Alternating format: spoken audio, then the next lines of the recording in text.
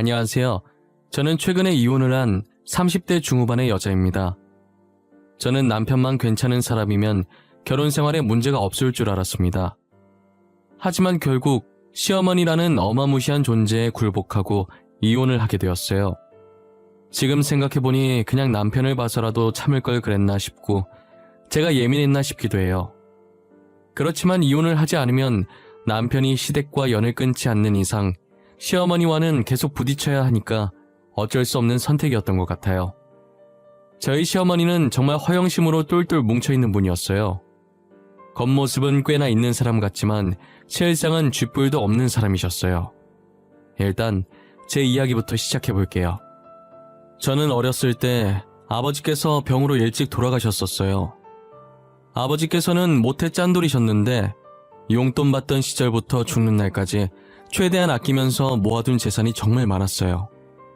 어머니께서는 늘 그런 아버지를 보고 죽어서 들고 갈 것도 아닌데 왜 이렇게 미련하냐고 했지만 사람 일은 모르는 것이라면서 자신이 갑자기 사라지게 되면 남은 가족들은 어떻게 하냐고 하셨었어요. 그렇게 모아오신 아버지 돈으로 가족을 먹여 살려야 하니 어머니께서 일을 시작하셨어요. 어머니께서는 할 수 있는 게 요리뿐이라며 분식집을 조그맣게 운영하시게 되었죠. 대학로 쪽에서 일을 시작하셨는데 얼마 뒤 그 대학 근처에 초등학교도 생긴 거예요. 새로 생긴 초등학교 덕분에 점차 장사가 잘 되기 시작했었는데 조미료를 전혀 쓰지 않는 집으로 유명해져서 돈을 많이 벌게 되었어요.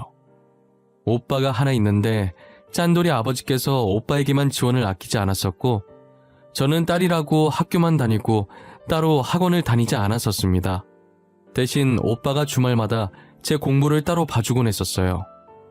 전교 1등 오빠를 둔 덕분에 저도 전교 1등까지는 아니더라도 항상 상위권에서 놀고 있었어요. 대학도 나름 알아주는 4년제에 입학을 하게 되었답니다. 어머니께서는 그런 제가 기특하다며 가게를 운영하시면서 아버지께서 못해줬던 것 이제라도 해주겠다며 등록금을 지원해 주셨어요. 저는 고등학생 때부터 패션에 관심이 많았어서 패션 디자인 학과를 나왔어요. 항상 저를 이쁘게 봐주셨던 교수님이 계셨는데 꼭 성공했으면 좋겠다는 인재라며 자신의 모든 인맥을 동원해서 제가 첫발을 잘 내디딜 수 있게 해주셨어요. 현재는 주얼리를 전문적으로 하면서 가끔 옷들도 외주를 받고 있어요. 제가 평소에는 안 그런데 업무에 있어서는 완벽주의자라 되게 까다롭고 엄격하지만 그만큼 일처리가 깔끔하니 다른 기업들이 좋아해 주시고 외주가 많이 들어오는 편이었어요. 동기들은 조금만 관심받아도 더 유명해지고 싶어서 인터뷰가 들어오면 무조건 하더라고요. 저는 동기들 중에 제가 제일 유명했지만 얼굴이 알려지는 걸 별로 좋아하지 않는 성격이라 인터뷰가 들어와도 항상 거절하기 바빴어요. 괜히 구설수에 올라가는 게 싫어서 다른 사람들과 친목도 잘하지 않았었어요. 그래서 아는 사람들만 아는 디자이너로 업계에 유명했었죠. 친목을 하지 않는다고 해서 집에만 있는 건 아니었어요. 제가 혼자서 전시회 가는 걸 엄청 좋아했었거든요. 저는 사진 전시회보다 그림 전시회를 가는 것을 좋아했어요. 또 유별나서 유명한 화가보다는 이제 막 그림을 시작한 화가의 전시회만 다녔었어요. 저는 어김없이 신인 화가의 전시회에 갔고 한 그림을 보고 되게 감명을 받아서 자리 이동도 하지 않은 채 한동안 그 그림만 쳐다보고 있었던 것 같아요. 그리고 뭔가에 홀린 듯이 그림을 사서 작업실에 걸어놨죠. 그렇게 제 일상은 작업실과 전시회 방문의 반복이었었어요. 친구는 반복되는 일상이 지겹지도 않냐면서 남자를 한 명 소개시켜줬었어요. 그 남자가 바로 지금 저의 남편인데요. 남편의 첫인상은 정말 최악 중에서도 최악이었었어요. 남편이 저랑 대화를 나누면서도 계속 따분하다는 표정으로 일관하더라고요. 저도 솔직히 좋아서 나온 건 아니어서 그냥 자리를 박차고 나가려다 친구가 소개해준 거니 친구 입장을 생각해서 분위기 망치지 않으려고 노력을 많이 했어요. 그런데 맞춰주려고 혼자 떠드는 저도 점점 지치기 시작하더라고요. 그때 갑자기 전시회가 생각이 났지 뭐예요? 전시회는 입 다물고 볼 수 있는 곳이기도 하고 제가 좋아하는 곳이잖아요. 그래서 근처에 전시하던데 갈 생각 있냐고 물어봤어요. 혹시 전시회 좋아하세요? 근처에 전시회하는 것 같던데 갈 생각 있으세요? 안 가고 싶으면 안 가고 싶다고 말씀하셔도 돼요. 전시회요? 너무 좋죠. 평소에도 전시회 좋아하세요? 최근에 전시회 가신 적 있으세요? 네. 저는 사진 전시회는 잘 안 가고 종종 그림 전시회 많이 가요. 그림 보고 있으면 이상하게 마음이 편안해져서요. 얼마 전에도 갔다 왔어요. 저도 그림 보면 마음이 편안해져서 심란할 때 전시회 가는데 주로 어떤 화가 전시회에 자주 가세요? 저는 이제 막 그림을 시작한 화가의 전시회를 주로 가요. 처음 시작하는 그 서툰 붓질이 너무 좋거든요. 뭔가 붓자국에 설레는 감정이 들어있는 기분이라서요. 전시회라는 말에 줄곧 따분해 보이던 남편의 얼굴에 화색이 돌기 시작하더라고요. 저는 남편이 그렇게까지 말이 많은 사람인 줄 몰랐어요. 좋아하는 분야가 나오니 신나서 조잘조잘 거리는 모습을 보니 싫진 않더라고요. 해맑게 어린아이같이 신나하는 남편이 조금 귀여워 보이기까지 했어요. 저는 전시회를 갔다 와서 남편에게 호감을 느꼈고 용기 내서 애프터 신청을 했어요. 남편도 제가 마음에 들었는지 알겠다고 하면서 수줍게 웃어 보이더라고요. 그렇게 저희는 전시회를 보러 다니면서 진지하게 만나기 시작했어요.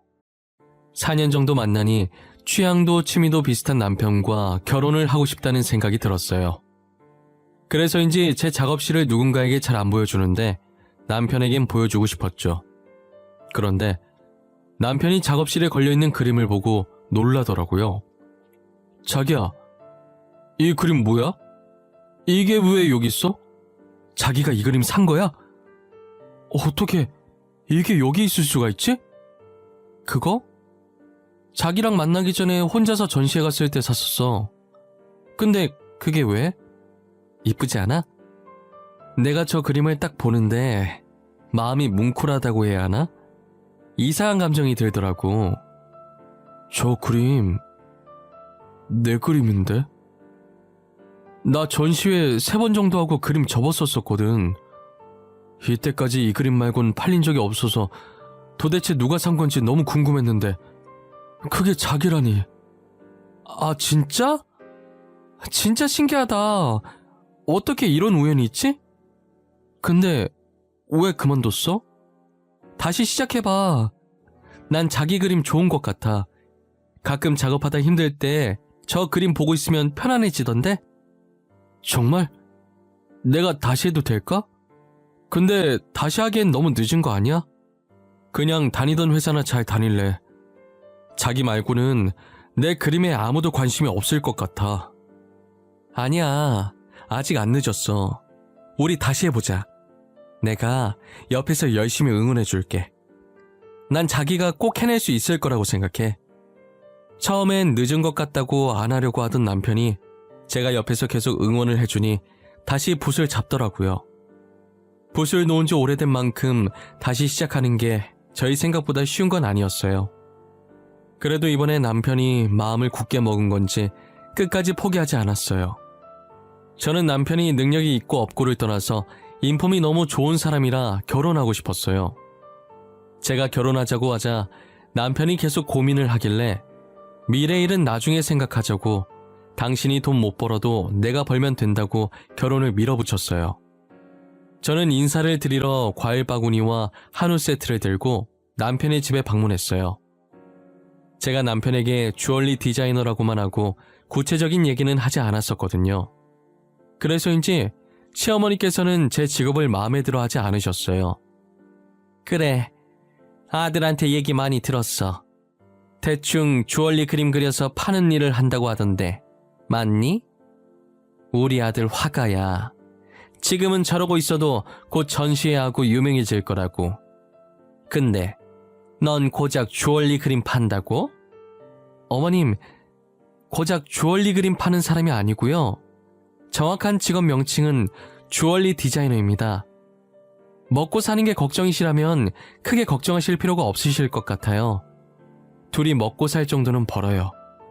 그래 뭐 그건 그렇다 치고 아버지도 없이 홀어머니에 떡볶이 장사를 한다고? 집안이 튼튼해야 걱정 없이 장가를 보내든지 할 텐데 이게 영 시원치 않은 집안이네. 저희 둘이 좋아서 결혼하는 건데 집안이 무슨 상관인지 모르겠어요. 둘이서 안 굶고 입에 풀칠할 수만 있으면 되는 거 아닐까요? 어째 한마디도 안 지려고 하는구나. 그래, 자존심이라도 있어야지. 일단 우리 아들이 좋다고 하니까 결혼은 허락하마. 혼수는 내가 정해서 리스트 보내줘도 되겠니? 어찌저찌 결혼을 승낙받고 집은 시어머니께서 해주신다고 하시길래 제가 혼수를 해가기로 했어요. 그리고 저희 집에 인사를 갔는데 저희 어머니는 제가 좋으면 된 거라고 흔쾌히 허락해 주셨죠. 저희 둘은 결혼하고 정말 누구보다 행복했어요. 결혼하고 보니 남편은 제가 알고 있던 것보다 훨씬 더 좋은 사람이더라고요. 연애하던 시절보다 더 저를 아껴주고 사랑해 주었어요. 하지만 시어머니 때문에 저희 결혼 생활이 조금씩 삐그덕거리기 시작했죠. 시어머니께서는 자신의 친구들과 비교하면서 계속 겉모습에 치장을 하려고 하셨어요. 저는 초반에 제가 디자인한 주얼리들을 시어머니께 몇 번 선물로 해드린 적이 있어요. 그런데 시어머니께서는 제가 준 선물을 화장대에 아무렇게나 올려둔 채 잘 안 끼고 다니셨죠. 진짜 어쩌다 가끔 한 번씩 끼시곤 하셨어요. 저희가 원래 결혼할 때 돈 관리와 부모님 챙기는 건 각자 하는 걸로 합의 봤었거든요. 그래서 제가 잘 보이려고 초반에 선물로 좀 해드리다가 시간이 흐르면서 안 해줬었어요.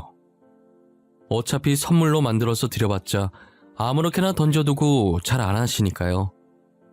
시어머니께서는 값비싼 제품을 알아서 잘 사고 다니시길래 본인 돈으로 사는 건가 했죠. 결혼할 때 집도 바로 해주신 분이니 당연히 돈이 많은 집안이라고 생각했어요. 그런데 남편이 갑자기 월급 받으면 주겠다고 하면서 제게 돈을 빌리는 거예요. 여보, 진짜 미안한데 내가 월급 받으면 바로 줄 수 있거든? 나 돈 조금만 빌려주면 안 될까? 나 당장 쓸 돈이 없어서 그래. 당장 쓸 돈이 없다니? 지금까지 모아둔 돈 없어? 여태 돈도 안 모으고 뭐 한 거야? 우리 축의금 반만 나는 건 어떻게 했는데 그것도 벌써 다 썼어? 아니, 사실 어머니가 돈 좀 달라고 하길래 줬어. 급하게 쓸 곳이 있다고 하길래. 진짜 급해 보이시더라고. 그래서 일단 드렸지. 뭐? 어머니가 그걸로 뭐 하신다고 하시던데. 급하게 어디다 쓰신다던데. 명품 사겠다고 저러는 거 아니야? 요즘 어머니 백화점을 자기 집 드나들 듯 하시던데. 그게 한정판이라서 지금 아니면 못 구하는 거라고 무조건 사야 된다는 거야. 자기 친구들 다 사는데 혼자만 안 살 순 없다고 하셔서. 알고 보니 남편의 월급으로 시어머니께서는 사치를 부리고 계시더라고요. 저는 차마 남편한테 화는 못 내겠고 바로 시어머니께 전화해서 따졌어요. 어머니, 한정판 살 거라고 저희 신랑한테 돈 달라고 하셨다면서요? 어머님이 사고 싶은 건 어머님 돈으로 사셔야죠. 왜 남편 돈을 가져가세요? 내가 내 아들한테 돈 달라고 하는데 네가 무슨 상관이니? 네가 나한테 돈 주는 것도 아니면서 어디서 시애미를 가르치려고 들어? 가르치려고 드는 게 아니라요. 어머니 때문에 용돈도 없이 생활하는 남편이 불쌍해서 그래요. 회사 생활하는데 아들이 돈도 한 푼 없이 다니는 걸 바라시는 거예요? 우리 아들이 왜 돈이 없어? 너 결혼한다고 할 때 뭐라 그랬어? 둘이 먹고 살 정도는 번다며. 그럼 남편 용돈 모자랄 때 좀 주고 그래야지. 안 그래? 어머님이 돈을 안 가져가셨으면 애초에 용돈이 모자랄 일도 없죠. 앞으로 그이 돈 가져가려고 하지 마세요. 앞으로 남편 돈 가져가지 말라고 하자 시어머니께서는 적반하장으로 화를 내시더라고요. 시어머니의 사치는 날이 갈수록 대단해져 갔어요.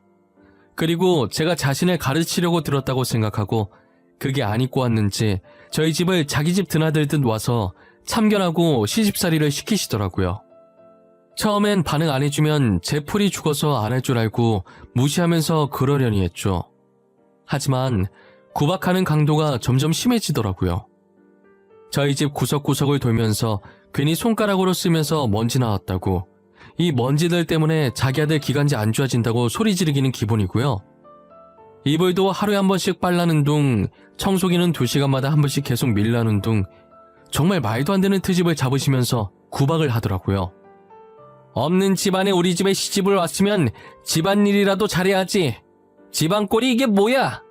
이래서 내가 우리 아들을 너한테 맘 편히 맡길 수 있겠어? 어머님, 진짜 저한테 왜 그러세요? 어머님은 이불 하루에 한 번씩 빠세요? 청소기 2시간마다 한 번씩 돌리시냐고요? 저희 집은 제가 알아서 할게요. 그만 좀 하세요. 아주 시엠이 잡아먹겠다. 이래서 집안에 여자가 잘 들어와야 해. 우리 아들 화고로 성공하면 확 이혼시켜버릴 거야. 우리 아들이 뭐가 부족해서 너랑 사니? 아, 그러세요? 그럼 지금 이혼해드릴까요? 그럼 됐죠? 언제 화고로 뜰진 모르겠지만 혼자서 열심히 화고로 키워보세요. 저는 시어머니께 소리를 지르고 바로 짐을 싸서 그대로 친정집으로 갔어요. 남편에게는 이혼하겠다고 문자만 남기고 폰을 꺼놨습니다.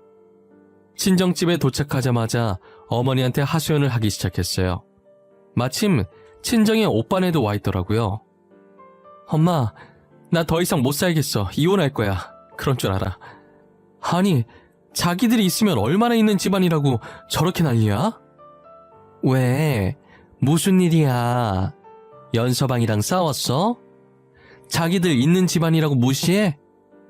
엄마, 숨 넘어가기 전에 빨리 말해봐. 무슨 일인데? 아니, 어머님이 명품 사겠다고 남편이 모아둔 돈을 다 가져간 거야. 자기 돈으로 사지 왜 남편 돈으로 사냐고 한마디 했더니 별트집을 다 잡으면서 구박하잖아. 뭐? 그 여편네 미친 거 아니야? 감히 우리 귀한 딸을 괴롭혀? 나도 아직 집안일을 안 시켜봤는데 자기가 뭐라고 구박을 해? 그래서 시어머니한테 소리 지르고 짐 싸서 나왔어. 아니, 엄마 떡볶이 장사하는 걸로 더럽게 뭐라 하더라니까? 지네는 잘나면 얼마나 잘났다고. 역시 내 동생. 칼 같은 건 알아줘야 한다니까. 아마 시어머니한테 소리 지르고 집 나온 며느리는 너밖에 없을 거다. 한창 친정에서 열내고 있는데 누군가 배를 누르더라고요. 어머니가 택배인 것 같다고 나갔는데 시어머니가 서 계셨어요. 사돈이 여긴 어쩐 일이세요? 더 이상 여기 올 일 없으신 걸로 알고 있는데 불난 집에 부채질 하러 오신 거면 그냥 돌아가 주시겠어요? 며느리가 누구 닮아서 그렇게 싸가지가 없나 했더니 사돈을 닮은 것 같네요. 이 집안은 가진 게 자존심밖에 없으신가 봐요. 사돈께서 얼마나 부자인지는 모르겠는데 아무리 있는 집 사람이라도 사람을 이렇게 무시하면 안 되는 거죠. 경우가 너무 없으시네요. 제가 시비를 걸려고 온 건 아니고요. 확실히 이혼을 하는 건지 확인하려고 왔습니다. 장차 유명한 화가가 될 저희 아들이랑 이혼을 하겠다고 하니 기가 차서요. 이혼 얘기를 해도 저희가 해야 하지 않나요? 이혼 얘기를 누가 하든 뭐가 중요한가요? 없는 집 사람이면 이혼 얘기도 먼저 못합니까? 잘 살든 못 살든 안 맞으면 이혼하는 거죠. 고작 귀걸이 목걸이 그림 그려서 파는 애가 우리 아들이랑 이혼한다니 너무 웃겨서 그러죠. 우리 아들이야 금방 재혼할 수 있겠지만 며느리는 데려간 남자가 저희 아들밖에 없지 않을까 하는 걱정스러운 마음에. 시어머니는 친정에 와서는 어머니께 으름장을 놓기 시작하더라고요. 원래 저희 새언니가 나서는 걸 별로 안 좋아하는데 가만히 듣고만 있다가 입을 떼더라고요. 저기 어른분들 말씀 중에 끼어들어서 정말 죄송하지만 지금 저희 아가씨가 끼고 있는 귀걸이가 얼마짜린지 아세요? 이거 아가씨가 직접 디자인한 귀걸이인데 뭐 귀걸이가 비싸봐야 5만 원 안쪽이지 않나? 금은방 가서 비싸봐야 50만 원이던데. 그리고 길거리에 저런 디자인 널리고 널린 것 같더만 뭘. 길거리 귀걸이랑 비교하시면 안 될 텐데. 아가씨가 디자인한 귀걸이들 기본 1,000만 원이에요. 지금 차고 있는 귀걸이는 다이아가 들어가 있어서 억 단위고요. 억? 저 조그만한 귀걸이가 억이라고? 내가 잘 모른다고 지금 거짓말 치는 거 아니야? 아가씨가 얼굴이 안 알려져서 그렇지 패션 디자인 업계에서는 꽤나 알아주는 사람이에요. 다들 아가씨 디자인 받으려고 줄 서는 거 모르시죠? 새언니는 표정 하나 안 바뀌고 침착하게 시어머니께 말을 이어나갔어요. 시어머니는 귀걸이 가격을 듣고 입을 있는 대로 벌려서 놀라시더라고요. 그리고 저희 어머님 떡볶이 장사하시는 걸로도 뭐라고 하셨다던데 장사한다고 못 사는 거 아니에요.